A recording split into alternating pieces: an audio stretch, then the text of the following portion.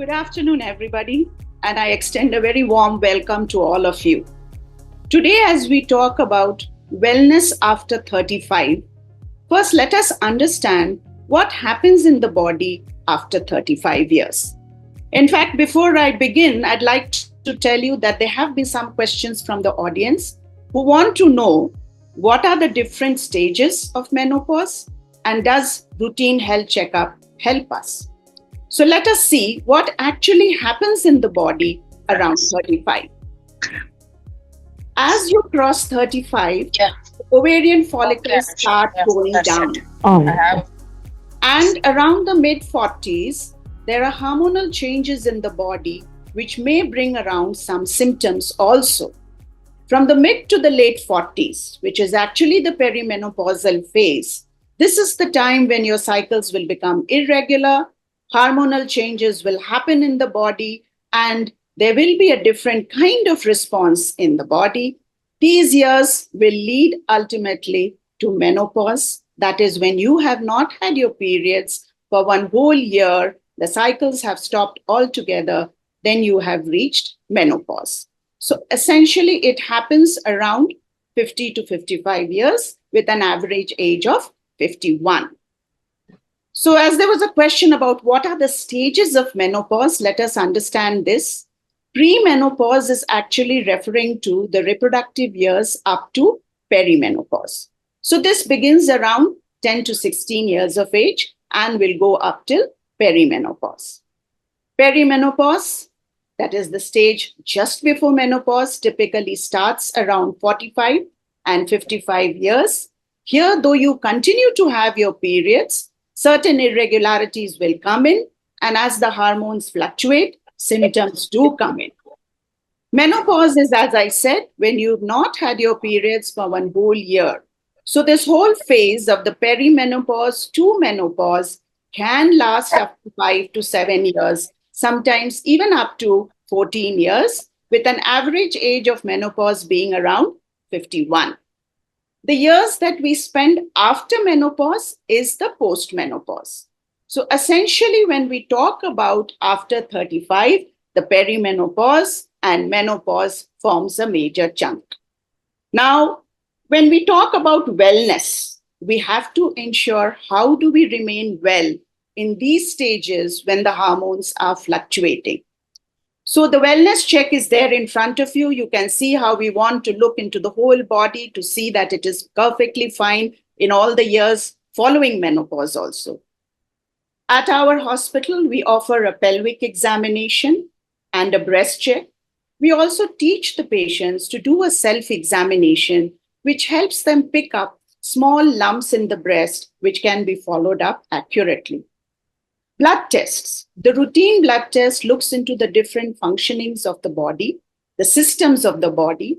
These blood tests many a times will pick up the lifestyle disorders like diabetes and high blood pressure at its earliest stage so that interventions can be done correctly and we have better management of these issues. Then the HPV test is a very important test. This is also a part of a routine checkup. Herein, we check the prevalence of the human papilloma virus inside the cervix. This is a routine check to look into the health of the cervix, as cancer cervix is also one of the major problems in our country. This test is an early detection of the virus in your body, which is responsible for the cancer. Scans are, of course, a routine checkup, has to be looked into the pelvis. Sometimes Rita, you're muted. Dr. Rita, kindly unmute. Yeah. Don't get anxious about these fibroids because the uterus is a muscular organ and these are small swellings which come out from the muscle of the uterus. Almost invariably, they are benign. That means they never change into cancers. Most of the times, they do not trouble you. They may just be an incidental finding. Sometimes, if they are big, they can cause heavy bleeding and pressure symptoms, which we can very effectively manage. So routine health checkup is a very essential part at this part of our lives, where it will help you detect the problems, ensure that you are good health, and if the deficiencies are there, we can step in and make the changes to ensure that they get corrected. So as I said, menopause is roughly around 51 years of age. 1 in 4 women will experience much of the symptoms which happens when the estrogen goes down. And 2 in 5 women actually say that it was worse than what they had expected. Sometimes menopause can happen before 40 years, which is a little premature, and 1 in 100 women will actually experience menopause before 40. So once the estrogen goes down, you've not had your cycles for 1 whole year, the ovaries have stopped functioning. Estrogen is primarily responsible for a lot of well-being in the woman's body. So this going down of the hormone brings in the symptoms. Now, please remember that this is all very, very physiological. It's not a disease process. It is a change which is happening in the body as the ovaries are slowing down and stopping. So there are a lot of symptoms which different women will experience in different ways. One of the most prominent ones is irregular periods. In fact, this would be one of the first symptoms indicating that you are moving towards menopause, where the regularity of the cycle gets disturbed. You may start having more delayed cycles or scanty bleeds. Some may have a little shortened cycles with more heavy bleeds. And heavy prolonged bleeding is what brings most of the patients to our clinics. We usually manage these bleeding episodes with non-hormonal medications in the form of tranexamic acid and ethamsylate. If they are not controlled with these first line of medications, then we may have to step in with short courses of hormones to plug the excess bleed.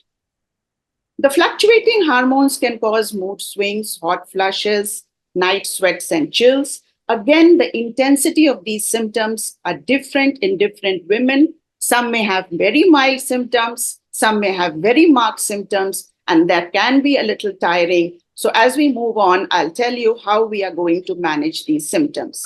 As the metabolism slows down, there can be weight gain, thinning of hair, dry skin, and loss of breast fullness. So this appears to be a very big list. No need to get concerned and alarmed. All women do not go through all the symptoms. The most common ones, as I mentioned just now, hot flushes, night sweats, irregular periods, loss of libido, vaginal dryness, and mood swings do happen more commonly. The pains and other changes may happen to some women, need not happen to all women. Mood swings, anxiety, irritability, panic disorders, a little short-term memory loss, lack of concentration, all these issues do come in as the hormones fluctuate.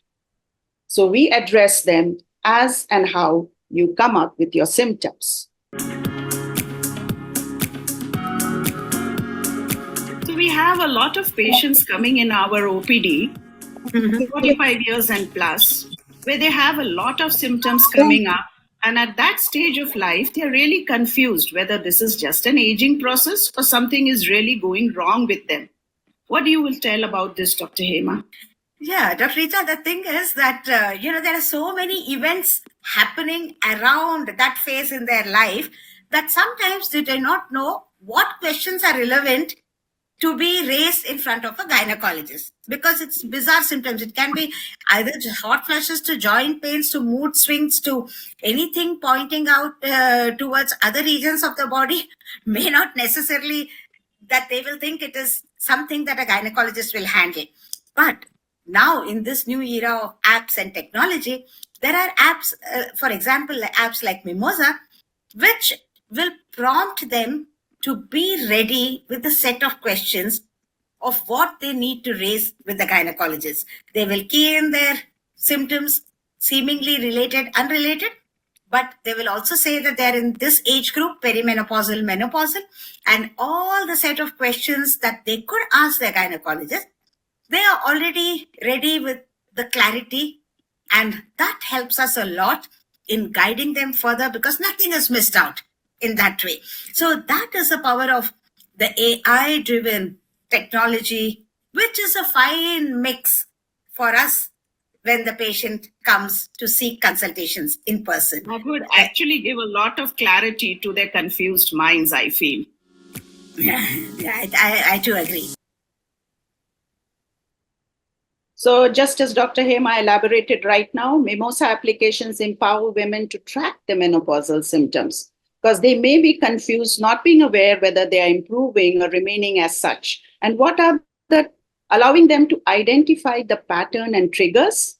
These can also be personalized to give you the recommendations, helping women manage the symptoms effectively to improve the overall well-being. So we had questions just now from the audience asking us, how do we manage these symptoms? Are there any dietary recommendations? What about physical activity? Now, though we listed a whole list of symptoms which comes with menopause, you will be glad to know that most of these can be handled very, very effectively with just the right lifestyle choices. So maintaining a healthy lifestyle that includes a balanced diet, regular exercise, and ensuring good sleep will overall support well-being. What is a diet that would be recommended during menopause? A heart-healthy diet is essential. Now, estrogen normally provides cardio protection and bone protection. So all along, when we stress on diet and activities, we keep these two entities in mind, your heart and your bones. So heart-healthy diet will focus on whole grains, lean proteins, fruits, vegetables, and healthy fats like those which is found in avocados and nuts. We should limit the saturated and trans fats, also the sodium and added sugars to be avoided. Nutrition also plays a very important role in the cognitive health. Diet which is rich in antioxidants like omega-3 fatty acids and vitamins help reduce the inflammation inside the brain and supports brain function. Now, antioxidants and omega-3 is a question which is asked very frequently with us in most of our patients in this age group. So a lot of diet, the Indian diet has a lot of green leafy vegetables and the fruits which will give you the required vitamins. And diets rich in antioxidants like the chia seeds, the cruciferous vegetables, mushrooms, nuts and pulses should be included at this stage in your diet. A balanced diet rich in calcium and vitamin D is important to maintain strong bones. So dairy products, green leafy vegetables, and fortified supplements. When you will visit your clinician, they will invariably advise you for calcium supplements and vitamin D. Vitamin D is very important for calcium to reach your bones, and it is obtained only in sunlight and fish liver oils. So many a times, this vitamin supplement has to be given for people who are vegetarian. And these are small supplements which go a long way to keep your bone strength good. So exercise. Now, the bone will not be strengthened just by the supplements. The exercises are as equally important. So weight-bearing exercises like walking, dancing, and resistance training, they stimulate bone formation and density. So you should aim for at least 30 minutes of weight-bearing exercises most days of the week. These exercises will strengthen your bone health, and during menopause, the decline in estrogen leads to an increased risk of osteoporosis and fractures. So these proactive steps will strengthen your bones. So not only do we need the supplement, we need to keep the physical activity going hand in hand. Physical activity is very, very important. It not only helps your bones and muscles remain flexible, it helps you lose calories. When you go for your walks, you release the positive hormones. The endorphins are released, which actually bring down the stress levels. So there is a multiple advantage for any kind of physical activity that you include in your daily schedules. So exercise and menopause go hand in hand. If we want to keep our bones strong, these are the things we have to focus on: plant-based protein, calcium and vitamin D supplements. Include magnesium in your diet. Magnesium and boron are very good for counteracting for osteoporosis and is available in a lot of these green leafy vegetables. Walking and weight-bearing exercises. Limit the use of alcohol and caffeine because they bring about dehydration and may bring in muscle aches and pains. So any kind of workout, whether it is aerobic or stretching or yoga, as simple as walking, is important to keep your bone strength going good. So diet and activity. Now, hot flushes. This is almost synonymous with menopause, and some women who are actually not aware why this has happened can actually get very alarmed with the symptoms, where there is sudden and intense sensation of heat that leads to a flushed skin, sweating, and a lot of discomfort. This is common in part of menopausal experience, but its frequency and intensity varies with different women. Those who have very severe hot flushes actually tend to get very tired out. So being hydrated is very, very important. Have plenty of fluids throughout the day. Again, limit the caffeine and alcohol because they can add to the dehydration. You must wear comfortable clothes. Whenever the hot flushes come, you be in layered clothes so that you can take off the top layer, make yourself more comfortable. Keep yourself in an environment which is airy so that you don't feel suffocated when these hot flushes come and you don't feel overheated. Then having mindful breathing. This is a very simple exercise which many of our patients have benefited. Every time you feel the hot flush is coming, just practice deep, slow abdominal breathing. Not only it helps calm the body, it also helps calms the body's response to the heat. So mindful breathing will go a long way in helping you with the hot flushes. And of course, maintaining a healthy weight. This is also very important during menopause because as the metabolism slows down, you have a tendency to put on weight with the fluctuating hormones. So achieving and maintaining a healthy weight is very crucial for the heart health, and being overweight can always increase the risk of your heart disease. Though be stressed on regular exercise and balanced diet, not only to counteract the menopausal symptoms, it will also help you in maintaining a healthy weight. So checking your blood pressure at regular intervals and to check your cholesterol levels, as these two are directly linked with the risk of heart disease. This invariably comes in our routine checkups. When you visit your clinician, there will be a checkup for your blood pressure, and our routine blood tests do look into the cholesterol levels. So this is another step to keeping your heart healthy. Hormone-free therapies are now being available. These are innovative technologies like cooling or heating techniques to provide relief, but we are still awaiting that in our country. So these simple steps will go a long way in taking care of your hot flushes. So during this phase, the menstrual cycles tend to become irregular. And along with the mood swings and all, there is a kind of difficulty in recalling things also. So they are really confused whether what is happening, how to bring about the concerned problem to the clinician also becomes an issue for them. I agree entirely because, we are also short of time. There's such a load of work, and then there's so little that we can converse. And then sometimes it all happens in a rush and then the moment she leaves the chamber, she says, I forgot to tell the doctor. Oh, maybe I gave her wrong information. Something of the sort. So now the apps which are available, again, I bring you the example of Mimosa. They will help you like a journal recording.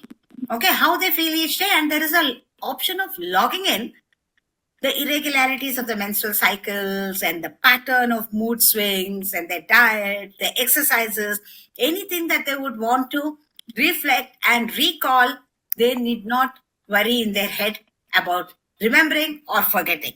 They just have to share the log diary and they themselves will come to know. And for us, it's a huge advantage because we really know 10 times hot flushes. Now, over a period of time, she's having only twice or not at all. So that is a significant objective way of assessing the improvement even. So both ways, to the patient also it will help because sometimes unseen things, they don't recognize that they have improved. But once they have the clarity on the app with the log that they have done and they share it with us, and we also know that there is no confusion with respect to our understanding of what they are going through.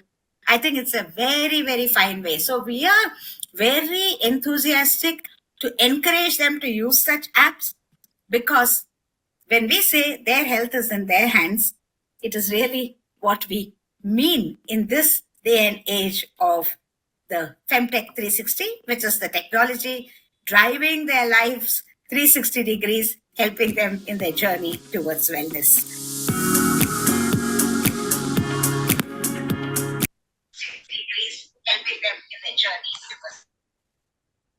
So there was a question right now. I think it came up in the chat box, somebody asking about joint pains post-menopause. So we just talked about bone health. Joint pains actually can come due to a number of reasons.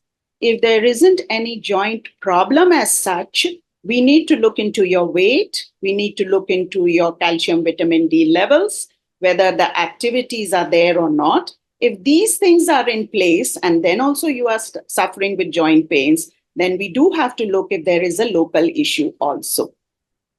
So now about HRT. There are a lot of women who always want to talk about this. In fact, we have a question, somebody asking, I want to know about hormone replacement therapy, but I'm worried about it. I'm scared about it also. So how does HRT work? Now, in menopause, essentially, the hormones which have gone down, that is what we are going to replace in the hormone replacement therapy. It just works by replenishing the body's hormone levels, and therefore it reduces your elevates your menopausal symptoms. Hot flushes, the estrogen helps to regulate your body temperature by reducing the frequency and intensity of these hot flushes. Now, vaginal dryness. This is a problem which many women will in fact hesitate to come and ask us about this. That is why we encourage also the teleconsultations where they physically need not be present and they can always discuss the problems. This is a problem which can easily be addressed with local vaginal lubrication where we have estrogen creams. Now, always for hormone replacement therapy, remember that the clinician has to step in here. She will judge the severity of your symptoms. How much is it impacting your day-to-day activities, or is it disrupting your normal routine? And then only we will take a call on what kind of hormone replacement therapy to be given, what is the lowest possible doses that will alleviate your symptoms, and how long to be given. So estrogen therapy can be given to women who have undergone hysterectomy. That means they do not have a uterus. We can give them in the forms of pills, patches, creams, or vaginal rings. If the symptoms are very marked, this can be used. Then estrogen progesterone therapy can also be given to protect the uterine lining. The combined therapy always protects the uterine lining. There are multiple formulations available. We always tend to use the lowest possible dose, which will be effective in controlling your symptoms and for short durations. Once you come out of the severity of the symptoms, the rest of it can easily be managed with the lifestyle issues that we have just discussed. So HRT works in keeping your bone health good. Here it maintains the bone density and it reduces the risks of osteoporosis. So despite, suppose you have taken your supplements, you're actually going for activities, but the bone density test has shown a very marked osteoporosis, for a short period, your clinician may prescribe estrogen. Mood swings and sleep disturbances are important aspects. If they are very marked, they can impact your day-to-day activities and overall well-being. So they help in stabilizing the mood and freeing you from the irritability, and an improved sleep will always make you feel better where your symptoms are concerned. Heart health, again, here the clinician will take a calculated call whether you need the hormones to protect the heart. Now, always remember that the clinician will assess your overall health, your medical history, and your risk factors, including the severity and nature of your menopausal symptoms. Then only we take a call on the hormone replacement therapy, because we always want to try the lifestyle measures first. Sometimes we even like to try the alternative medicines before we think of HRT for you.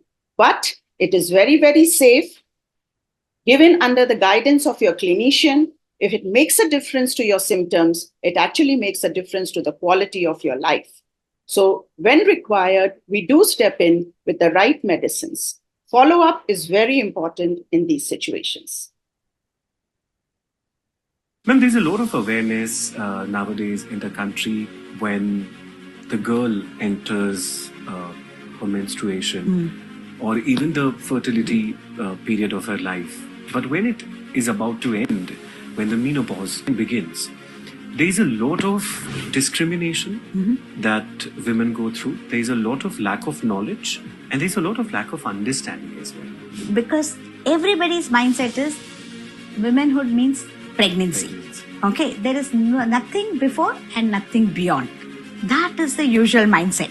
But as on today, after their reproductive career is over, there is no institutionalized mechanism to take care of them for the future life. If there's no policy existence, there's no structured intervention, and they're just lost as if they were nothing.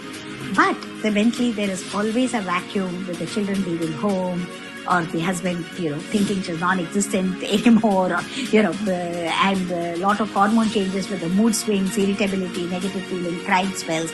All these are a complex part of the menopause which nobody in the family understands, and nobody is there to even talk to her about these things, and she keeps the problems within her own mind, the seat of lot of mental disturbances that she could have. There are so many situations where she cannot climb up the career ladder, or they think that, okay, now she cannot contribute as much as she was about 10 years ago. So they feel that the decline has begun, and automatically the respect that she gets, the dignity with which she has to live, even including in the economic terms, it just fizzles out and phases out, which is really wrong. Ma'am, there's a lot of awareness. So this is again another very important aspect, because we have to educate not only the women, but all the family members also, that this physiological changes which she's undergoing needs actually to be recognized and addressed accordingly.